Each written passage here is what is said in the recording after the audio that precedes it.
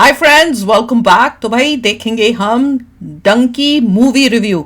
बताना आप लोग देख के आ गए हो, कैसी लगी नहीं लगी। हम भी देखने जा रहे हैं, पर हम जाएंगे अगले हफ्ते ही ना। अभी क्या चल रहा है, थर्सडे चल रहा है। हाँ, अगले हफ्ते जा रहे हैं हम लोग।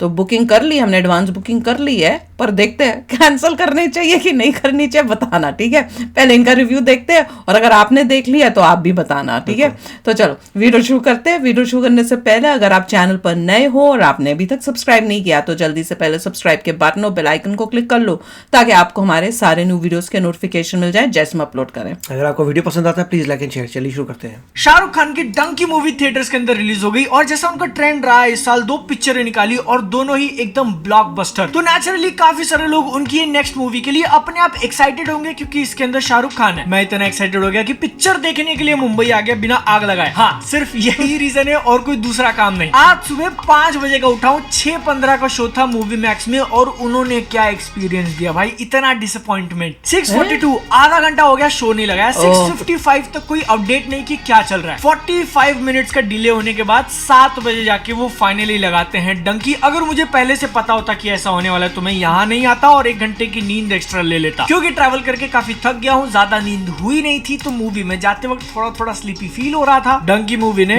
वो सब दूर कर दिया। लेकिन इससे पहले कि तुम डिसीजन लो इस मूवी को जाके देखने का, एक बहुत ही इंपॉर्टेंट चीज यू हैव टू नो कि ये एक राजकुमार हिरानी की मूवी, और तुमको उन्हीं की पिक्चर देखने मिलेगी, शाहरुख खान की नहीं। और अगर तुमको नहीं पता कि राजकुमार हिरानी कौन है, तो उन्होंने कुछ छोटी मोटी पिक्चरें बनाई है, जैसे कि मुन्ना भाई, लगे रहो मुन्ना भाई, 3 इडियट्स, पीके, संजू। वो बेसिकली 4-5 साल में एक बार आते हैं और हिला के चले जाते हैं इमोशनली। एक और कॉमन थ्रेड नोटिस करोगे उनकी पिक्चरों के अंदर, अगर ध्यान से देखा है तो सुपरस्टार नहीं बल्कि स्टोरी सेंटर स्टेज लेती है। मेन कैरेक्टर के अलावा भी बहुत सारे लोग दिख जाएंगे जिनकी स्टोरी के ऊपर फोकस किया जाता है, उनके प्रॉब्लम्स के बारे में तुमको पता होता है। It's never just about hero और हीरोइन। डंकी मूवी देखने से पहले इतना ध्यान में रख लेना। अब ये पिक्चर किसके बारे में, तो पंजाब के एक गाँव में 5 दोस्त रहते हैं। ये पांचों लंदन जाना चाहते हैं और इनका हर एक का अपना अपना अलग पर्सनल रीजन है। वही लंदन जाने का जो सबसे स्ट्रेट फॉरवर्ड रास्ता उनके सामने होता है, एक इंग्लिश का टेस्ट देना, जिसके लिए वो इंग्लिश सीखते हैं। फिर रिजल्ट आने पर मजबूरी के कारण डंकी मार के जाने के लिए रेडी होते हैं। इतने पार्ट के अंदर जो सबसे इंपैक्टफुल चीज तुमको लगेगी वो है विकी कौशल का परफॉर्मेंस। उनसे तुम एक्सपेक्ट करते हो कि अपना रोल अच्छे से निभाएंगे, but her bar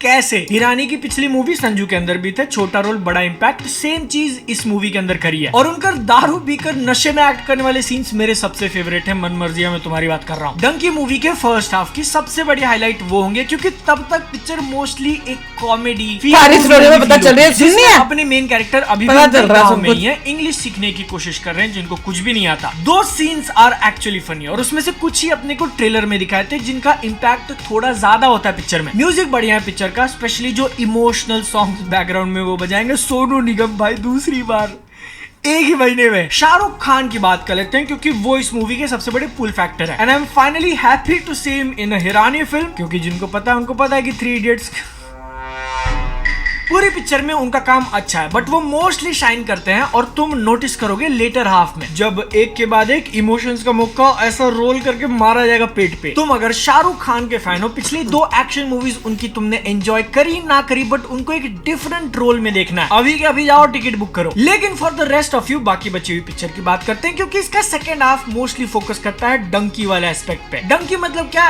illegally countries के बॉर्डर क्रॉस करके दूसरे देश जाना, जिसको डोंकी रूट भी कहते हैं, बट बोलते बोलते वर्ड डंकी बन गया। और यही डंकी मार के इंडिया से इंग्लैंड जाने में कितनी कठिनाइयां होती हैं, कैसे ट्रैवल करते हैं, क्या क्या सहना पड़ता है, उसका एक बहुत मेजर चंक अपने को वॉइस ओवर और मोन्टाज में दिखा दिया है। वो पूरा प्रोसेस इतना लंबा, इतना टाइम लग जाता है कि एक पूरी डेडिकेटेड मूवी बन सकती है, जिसको ले दे के एक गाने में निकाल दिया, बट उसमें जो इमेजेस तुमको दिखाए जाएंगे they will stick in your head. लगातार दूसरी बार हो गया यार, पता नहीं क्यों टट्टी तरह क्लियरली कैसे दिखाते हैं। अच्छा वो कुछ खा नहीं रहा था उस टाइम पे, लेकिन मूवी का यही वो पार्ट है जिसके अंदर वो अपने मेजॉरिटी इमोशंस तुम्हारे सामने रखती है। और मुझे भी लग रहा है लेटर हाफ में शाहरुख खान बेटर लगेगा। जैसे कि घर का कोई मेंबर अगर अच्छा कमाने लगता है या फिर फॉरेन चले जाता है, तो फिर आस पड़ोस वाले उनके पेरेंट्स की बातों की इज्जत करने लगते हैं, ओपिनियंस को सुना जाता है। घर वाला पॉइंट भी काफी क्लियरली रखा है कि लोग एक अच्छी जिंदगी की तलाश में पता नहीं कहां कहां जाते हैं टू वर्क, वो भी अपनों को, अपने घर को छोड़ के। और अगर इसमें से कुछ तुमने अपनी जिंदगी में एक्सपीरियंस किया ना, तो इट विल हिट हार्ड, क्योंकि mister Hirani is a master of emotions और इस मूवी के साथ भी ही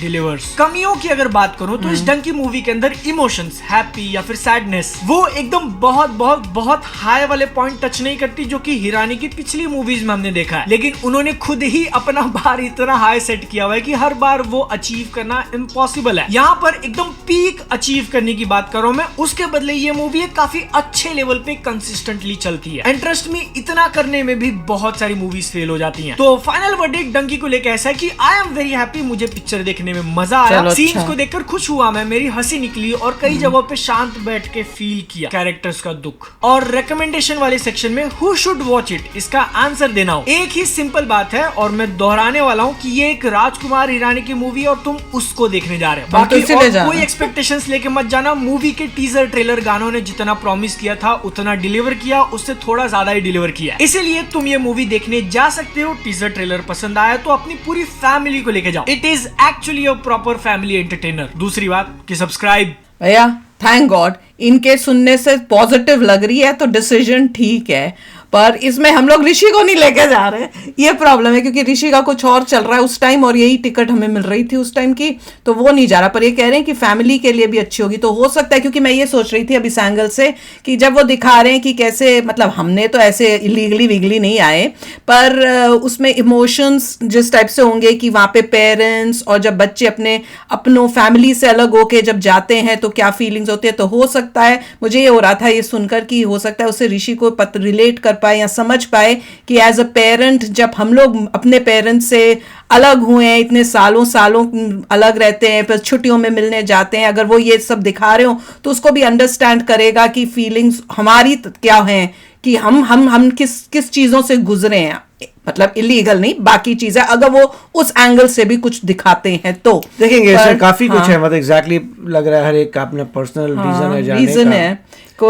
अच्छी लाइफ के लिए कहीं जा रहे हैं, किसी को वैसे ही क्रेज होगा या कुछ उस टाइप से, उसके लिए कितनी हार्डशिप कर रहे हैं कि भैया इंग्लिश सीखना इंपॉर्टेंट है, तो इसमें कॉमेडी भी होगी। और मैं तो हिरानी जो है इस मूवी उसने बनाई है उस वजह से जा रही हूँ, क्योंकि जितनी भी पहले मूवी बनाई है मुझे तो बहुत पसंद आई थी, तो इसलिए मुझे टीजर में कॉमेडी पार्ट बहुत अच्छे लगे थे, इसलिए मैंने कहा कि भैया देखनी है। और फैमिली वाली अभी तक कोई आई नहीं रही थी ये एक आई है, अब जाके तुमने कहा भैया ये तो देखनी है तो मतलब लोगों को कुछ चाहिए जो उनके देश में नहीं है, हाँ, तो तभी उनको मन कर रहा है कि हमारे देश में कुछ नहीं है, हमें चाहिए बेटर लाइफ मिल सकता है, वहीं हमें जाना है और जिस भी तरीके से जा सकते हैं। हाँ, वो इलीगल तरीके से जा रहे हैं, विच इज क्वाइट सरप्राइजिंग, क्योंकि मुझे नहीं पता था कि इंडिया में भी इलीगल मींस उस टाइप से कि आपके ऊपर अटैक भी हो रहे हैं उस टाइप से, क्योंकि इसमें तो वो दिखा रहे, मेरे को ये पता था कि इलीगल मतलब आप कोई झूठा रीजन दे के चले जाओ कि भैया जैसे ये दिखाते हैं ना कि खालिस्तानी जो है वो जाते हैं ये सोच बोलकर, ये तो इलीगल है, ये तो पूरा ही इलीगल है,